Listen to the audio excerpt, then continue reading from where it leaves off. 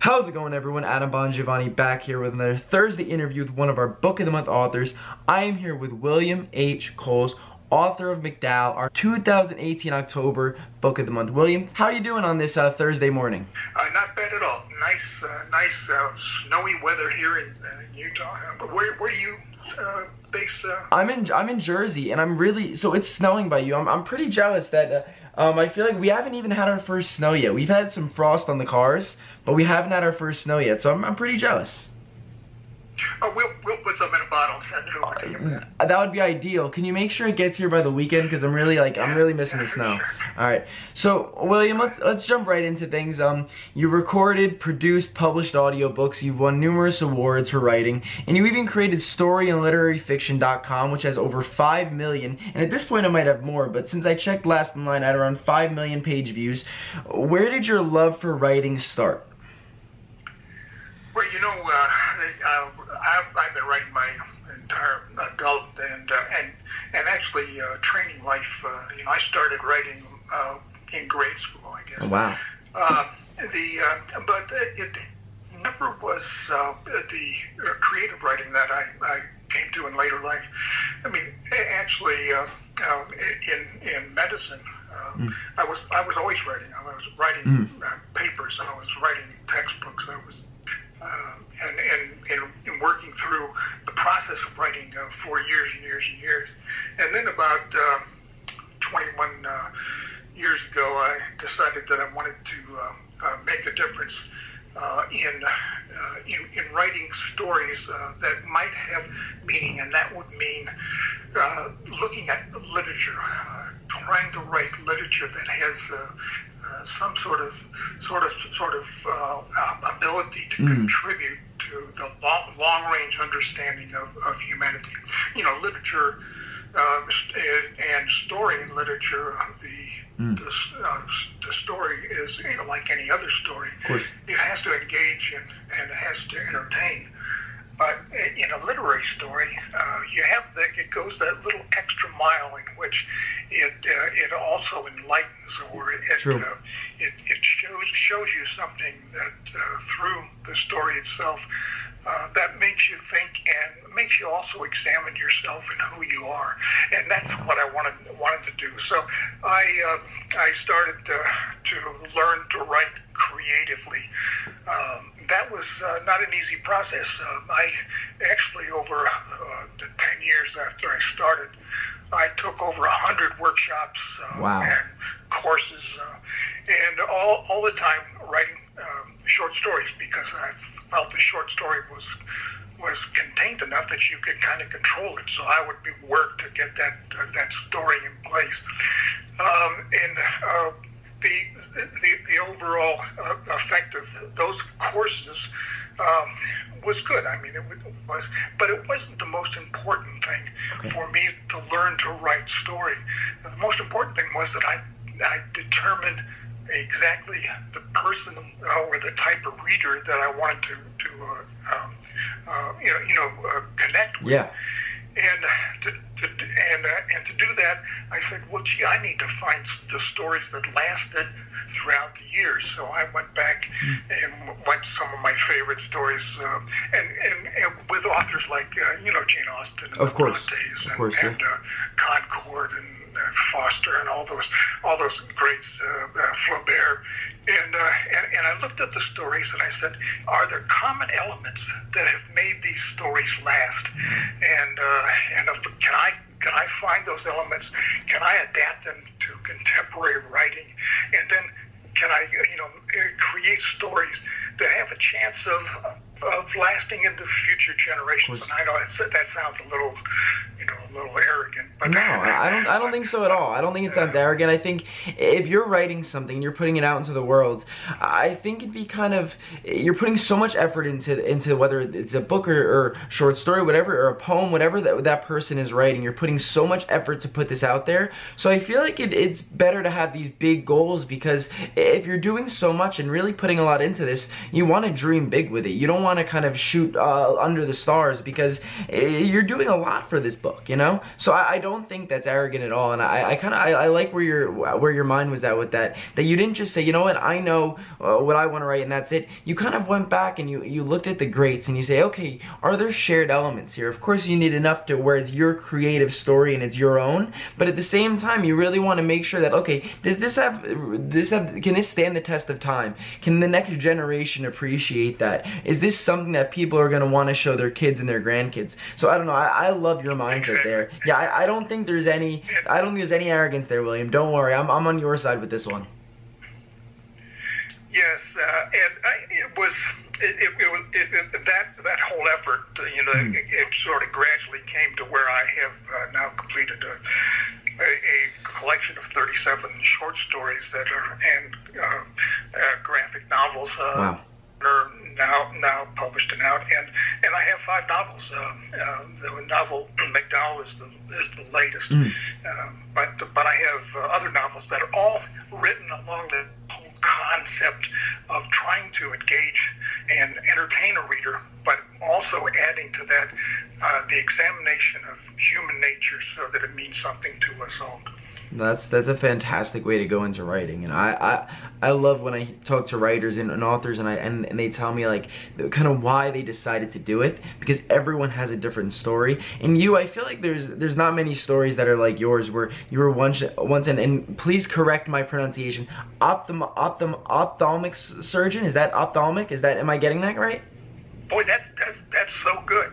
Hey, I feel like it's not that tough of a word, so I don't want to give myself too much credit. Let's take another word and see if you could pronounce it. Hey, I'm William. I'm going 1 for 1. I'm calling it quits for the day. So I'm gonna relax with ophthalmic. So you were an ophthalmic surgeon, and I got this online, obviously, specializing in ocular trauma. Now I have no idea what that exactly means, but I'm sure it'd take a while to kind of explain an ophthalmic surgeon specializing in ocular trauma. But then you went from a surgeon to a fiction writer. So you've explained kind of why you wanted to write, but I feel like that's a transition we don't really see a lot. So was there anything that when you were a surgeon where you're like, you know what, I want to go into this creative writing world, or were you just wanting to really leave something for future generations?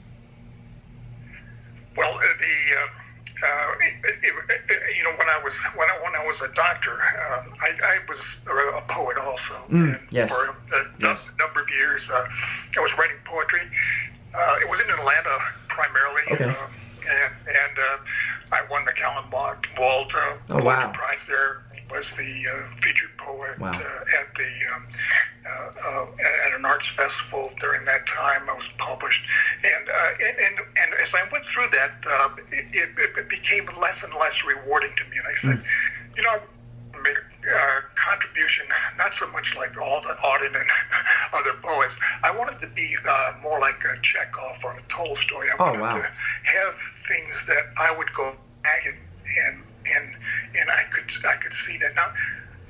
That's still in process and it's still going along. But my medical background was what helped bring me to want to express myself in another way other than in writing scientifically. Scientific writing requires accuracy. It requires vocabulary. It requires experience and thought, the ideation of putting everything together, and it requires creativity, especially in the sciences. But I said, wow, I really want to do this more in the creative fiction area, not nonfiction. I didn't want to write a memoir. What I wanted to do was I wanted to create stories that entertained. And I love it. We all love stories. I mean, that's how we exist. Our entertainment exists in stories, but also our learning exists in stories. True. So there I was there, and my medical background gave me that the skills to be able to do that. I was a teacher. I was a chairman of a department of ophthalmology. I was on the board of regents of American College of Surgeons. I was president of the Ophthalmic Research Association. Wow.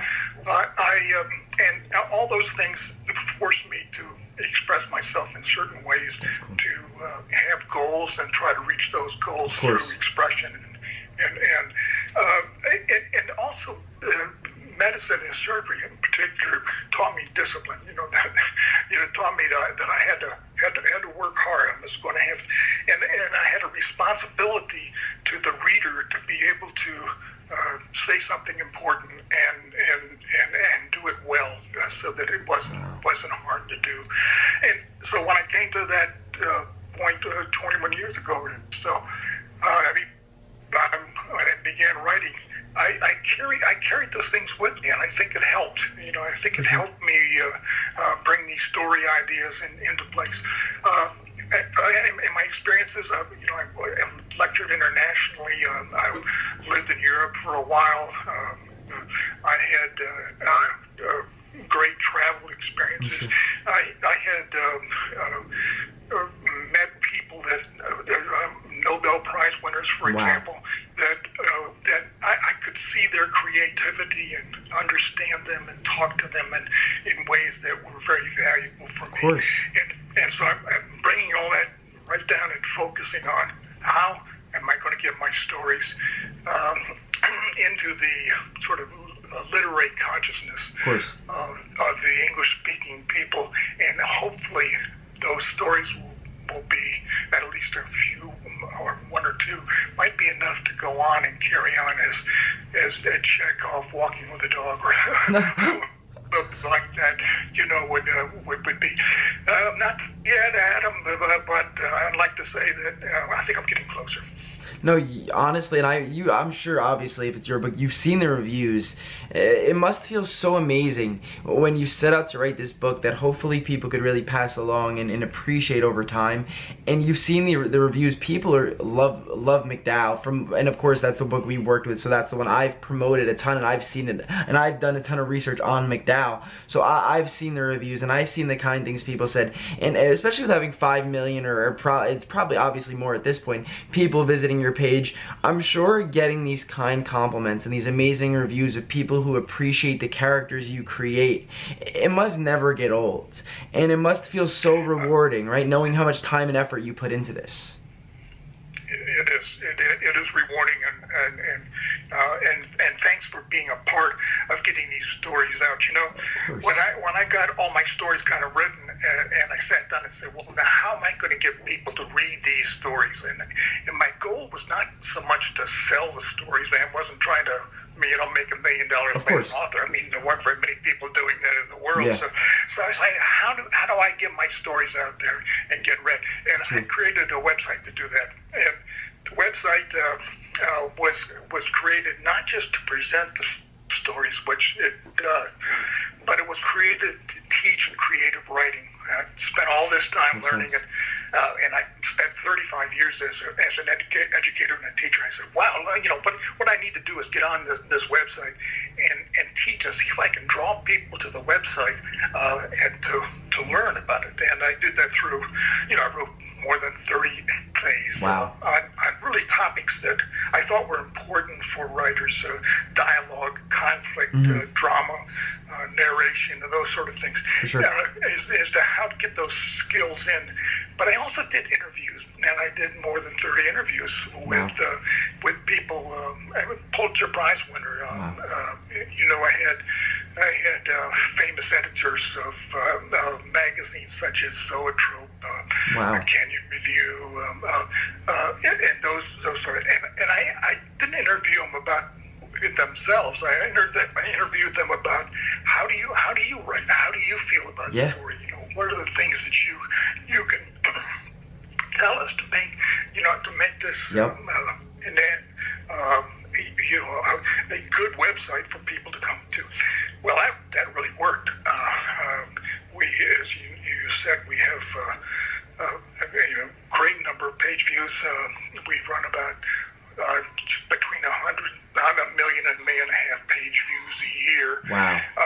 We have on individual topics, for example, if you dialogue is the most common one accessed, and dialogue it just goes through the techniques of being able to create dialogue that makes characters believable, realistic enough that what happens in the story with that character has a a touch of reality to it. It is fiction, but it's more important. Your theme and your meaning, if it seems to come from an individual that's real. Yes. And all the other thing I did with the workshop, which kind of brought people in, was I began to illustrate. So every story was illustrated, and there were I've been the president of an art museum in Charleston, South Carolina, so I had a lot of contacts with all these illustrators. So I go to them, I say, well, look, I got this story, and how do you feel about it? What does it do to you? And then would you illustrate this? And some were cartoonists, some were portraitists, and that's cool. And we, as they began to illustrate, we began to say we, it's the webmaster and me primarily, and we would put those on the internet, and the internet's great because we can do color, and beautiful color. Whereas if we do it in print, we have to do black and white because we can't, nobody can afford the color, and that one thing. What that did was people in the art gallery and with the illustrations, the artist would begin to send people to the website, and then the website, they say, they see the story and they say, oh yeah, well, I really liked the art. Yeah. I'll read the story. So wow. And I think that the other thing that I did was begin audio. Yes. For all the stories, and those were really well done. My friend Tina Saki, who's right here, is where we're doing this, and it just did a tremendous job. We really had a great time putting on these stories, and the audios go very well. Oh yeah. We just put out a podcast, and every episode story, and we have 37 of those out. Wow. And we've just exceeded 1,000 downloads. Wow. With there, so the whole idea about audio, about illustrations, about teaching, and as a way to get your stories out there, I think I think is important advice for the authors who says, gee, I love my story. I need to get it out. How can I get it read? Yep. If I think if an author limits themselves to saying, I'm going to sell books, I'm going to go to Barnes and Noble, I'm going to get it on their shelves, but it's going to take them a long time. Very true. They're probably going to fail. Yep. They're probably not going to make any money. But the web and the internet allows you to post. It allows you to change and redo things as time goes along. It allows you to do things like illustrations and the coloring illustrations. And so valuable. Those are the kind of things that the internet provides for you as a new author. I mean, even if you just put up a website or and post your story and then figure out a way to get people to come and read it. I think that's the way to go in the future to get your literary stories out. Of course, it's and like you made a lot of great points. The first thing that I took note is that if you really want to put a story out there, like there's so many people doing that, so you have to find a way. How can I actually get this to people? If you just publish a book without any marketing or putting it out online or just kind of saying, okay, like I want to go to the bookshelves, I want the big stores to sell me.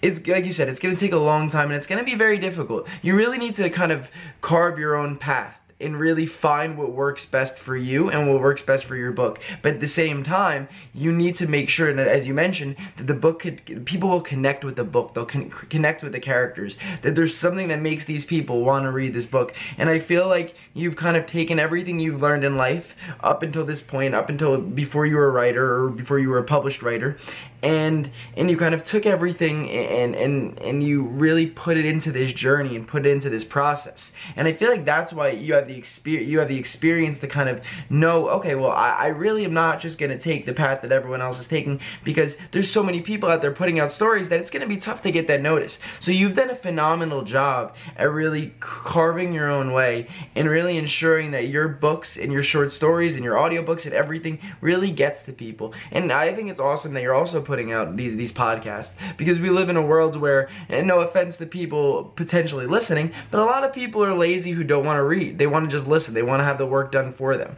So you're doing a phenomenal job with all of this, and I honestly just commend you for putting all this content out there and putting all this content on your website for free, because a lot of people wouldn't do that. So that's awesome. For me, as someone who's a reader and not a writer, I can really appreciate that, and I can really appreciate all that you're putting out into the world and all, and I could guarantee that it's going to carry on for a very long time. So now, what's next on the agenda for you? Are you working on any other books at the moment, or have you taken a little bit of a break? You don't seem like the type of person that ever takes a break based on all of your accomplishments, but I would definitely not blame you for doing so. Well, I am working. Yep. You know, the website takes Very true. time. I do a newsletter now that we have more than 2,000 subscribers Wow. to that, and I do those out.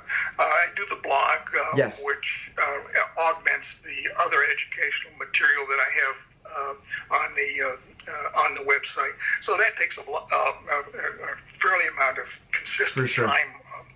I'm writing a novel. I'm in that stage wow. of this novel that it's the fun stage. It's where you write a scene, and then you suddenly realize that the character in the scene doesn't seem to work into the scene, and then you realize that the scene doesn't work into what you want the novel to be, and then you go back and start all over again. So then you go through it again, and you might change the gender of the character. Yes. You might make them. You might things that you do, but it takes time to do that. But that's the fun part. That fun part of that is getting it all right, so that when you put it together, and that's what I'm doing there primarily. I still take courses. I'm going to take a course in January. Okay. I go primarily to creative writing courses now to see how new writers are thinking, so that I can find things that I think can help them. Wow. And put it on the website. But so that takes time too. So. No, but I'm not taking a break. No, I'm not surprised at all that you're not taking a break. I don't drink a lot, you know.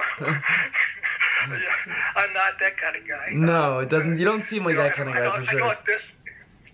I don't disappear for weeks and months. I'm not a Hemingway. Yeah, you're not a mysterious author. You're always out there. Yeah. In all fairness, though, in all fairness, Hemingway didn't have a blog, and he could. Maybe if he was around today, you never know. Hemingway could have had a blog or a podcast. I highly doubt it, but you never know. Yeah. You know, never know, do you? Maybe you could have done a co-podcast with him. That would have been pretty cool. I don't know if Hemingway were in Salt Lake City as opposed to the Keys. He would be any more energetic or less breaking. The Keys it just seemed to me to be a place which is the ultimate long break of a lifetime. Yes, I couldn't agree more. And we'll never know. Yeah, hey, you never. Maybe. I was about to say there's really no chance of us ever finding out. But I think you're hitting it as accurately as you possibly could. So, William, obviously people could find you in storyinliteraryfiction.com. But is there also maybe your social media that they could find you? Yeah, I do have a social media account, Okay. and actually we put up a lot of our educational material on there as post. I don't have any pets, so I can't use social media in the sense of sort of sharing my pet experiences. But we do use that, and we actually post under story and literary fiction, which is I don't know how they actually do it, but that's part of William H. Cole's Facebook. Whatever I do to post. I'll share all that. Don't worry. I'll link everything in the description.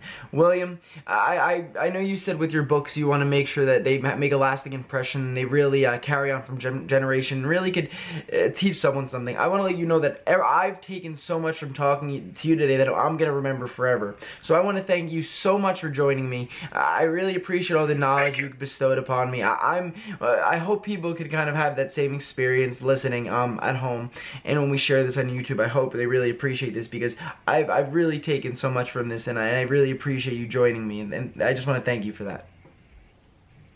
Oh, you're very welcome, and it's been a pleasure talking to you and meeting you. Of course.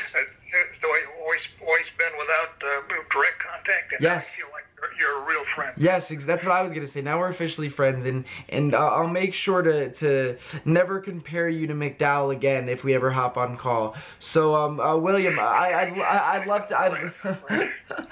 to have you on again sometime in the near future. We'll be in touch, and just thank you so much for joining me, and I hope you enjoy the rest of your Thursday.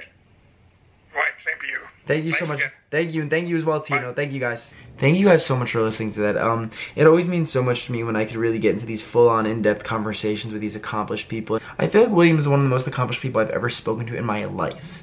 And I've taken so much from those 30 minutes of speaking with him. Not only about writing and about connecting with an audience, but also about taking the experiences he has and kind of putting them into the process. Not just putting them into the story, but putting them into the process of writing a book and the process of pushing that out to the masses. And he's done a phenomenal job. What a sweet man who really has so much to offer to this world. So guys, check out all of his links below, storyandliteraryfiction.com, social medias. Please let him know that we sent you. Also, give this a thumbs up if you enjoyed. And I will see you guys next Thursday.